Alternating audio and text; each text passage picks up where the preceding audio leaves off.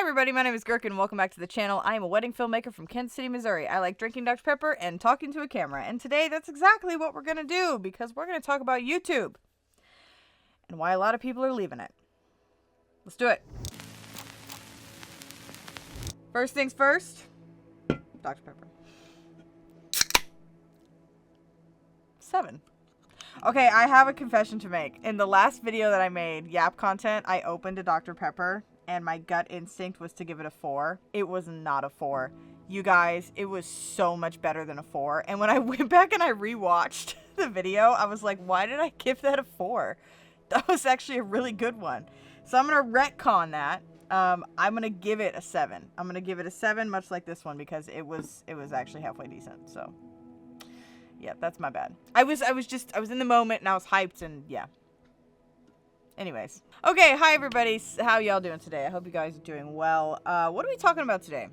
We're gonna talk about YouTube. I saw a video a couple weeks ago from Lizzie Pierce where she was talking about why creators are leaving YouTube, or why creators want to leave YouTube but won't say it. That was actually the title of the video. I was curious as to exactly what she meant. It wasn't like a clickbait video or anything. She actually talked about the struggles of being a YouTuber. And what's interesting is that her and we have two different perspectives on this, right? She is very well known in the YouTube space. She's got, I think, like almost 300,000 subscribers, which is very, very, very good. She has done many things with her YouTube channel and with her video production company outside of YouTube. Some of that stuff that she's done with the video production company has been because of YouTube, because people recognize her on YouTube and they hire her for video production.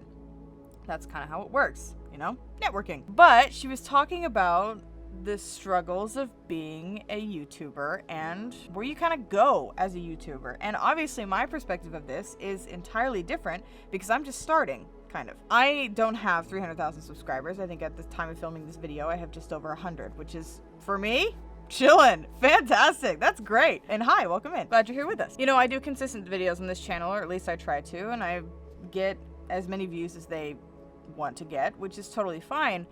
But her point was that people are leaving YouTube because of the constant mental gymnastics of not knowing what kind of content is going to do well. And here's the thing, I completely understand if YouTube is your full-time job, if you are a full-time YouTuber and not knowing what kind of content is going to pay your bills, wow, not knowing the exact thing to make to pay your bills is wild. That's wild to me. Here's the thing, YouTube and social media in general have always had this ever-revolving door of what is considered on trend at the moment.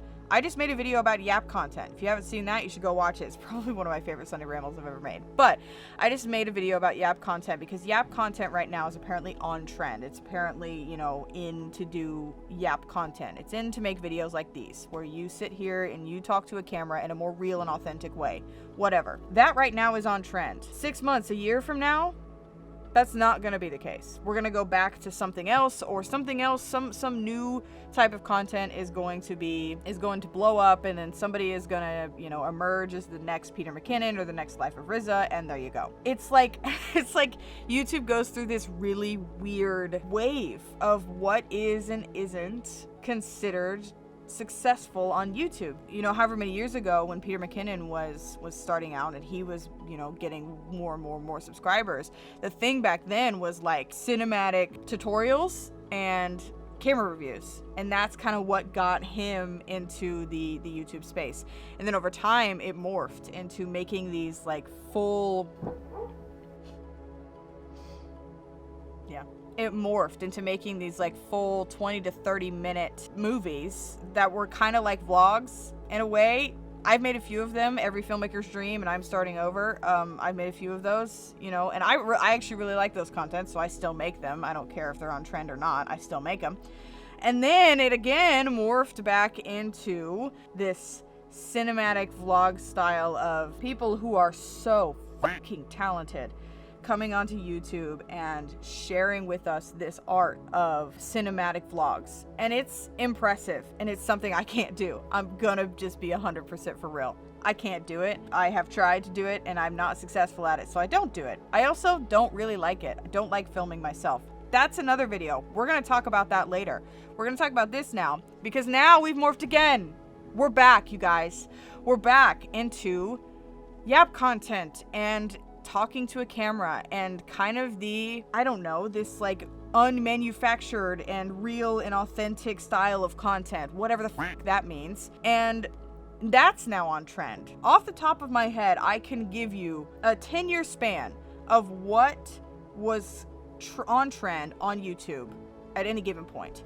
Oh my God. And being a creator, being a YouTuber who does that full time, if you started as one of those things and you locked yourself into that box, you now have to figure out a way how to morph your content into what the YouTube algorithm wants. And that's why creators are leaving YouTube. No creator ever wants to be told what to make. They don't want to be told you have to make this to be successful. That is quite literally the worst thing you could ever tell a creator. Don't tell them that, okay? Because they don't want to know. They don't care what you think they need to make to be successful. And when I say you, I'm talking to everybody. I'm talking to all you YouTube people. I'm talking to the computer algorithm who can't hear me. I'm talking to the moms and the dads out there. I'm talking to the grandparents. I'm talking to all of y'all. All of you who think you know what it takes to be successful as a YouTuber, as a filmmaker, as a creative, need to shut the fuck up. Because you don't. Because the definition of success does not look the same to every single person who hears it. If you haven't seen that video, you should go watch it. Now, I'm specifically saying that as a very generalized statement, right? That success does not look the same to everybody, and you guys don't know what success looks like to another person, so don't talk about it. But I want to talk about the YouTube algorithm specifically for a moment, because the YouTube algorithm specifically, and the social media algorithm, the Instagrams, the Facebooks, the TikToks, all of it, okay? Those algorithms are such pieces of shit. They don't know you. They don't care about you. All they want is to keep you on their app. All they want is for you to boost their sales, their content, their money, their analytics. They want you to help them with their numbers. They will not do the same for you in return. So what I ask you is this: why would you bend over backwards to get views, to get subscribers, if they're not willing to do the same? This is a computer algorithm who does not care about you in the slightest. Why do you care about it? And I know, I'm aware that that is so much easier said than done, because the answer to that question, I have the answer to that question. I'm a YouTuber. The answer to that question is that we need it, right? We need the YouTube algorithm to make videos, to get views, to get subscribers, to push our content out to people. We need it, okay? We just don't want it. We need the YouTube algorithm to be successful on YouTube, but by God, we don't want to make content for it. We don't want to make content for the YouTube algorithm. I don't want to make content for a computer. I want to make content for you guys.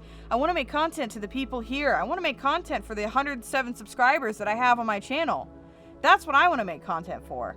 I couldn't give two shits about a computer program. But that, then again, brings us back to the original problem, right? What kind of content does the YouTube algorithm want us to make? And what kind of content do we want to make? And oftentimes, most of the time, those are not the same thing. The YouTube algorithm wants you to make specific styles of content that is going to keep people on this app. And if you are one of the very, very, very lucky few people who start a new style of content and get really successful doing it, congratulations. I'm talking to you, Peter McKinnon, Nicholas Crystal, Life of Rizzo. I'm talking to you guys, okay? Congratulations, you did it. If you are not one of those people, the YouTube algorithm is not gonna like you as much. If you don't create the content that the YouTube algorithm wants you to create, it's not gonna like you. It's not gonna give you views, it's not gonna push your videos, it's not gonna give you subscribers, and you have to decide for yourself if you're okay with that. I just realized this video, I'm coming across very angry, and I apologize. It is frustrating. Yeah, it's frustrating to hear your favorite creators talk about things like that. You know, it's frustrating to see your favorite creators retire because of things like this. Like, yeah, it sucks, you know? It sucks that people can't just make the content that they want to make. I hate it. I don't like it.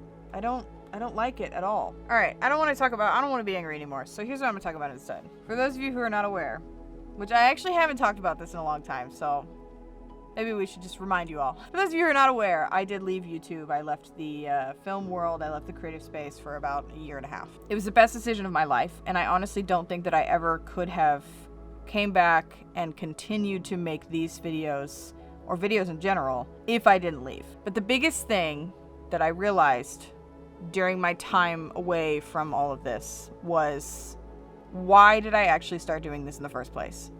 And the answer was very, very, very simple. Because I love it. Because I love sitting here talking to a camera. Because I love editing. Because I love telling stories. That's it. That's why I started, and that's why I'm here.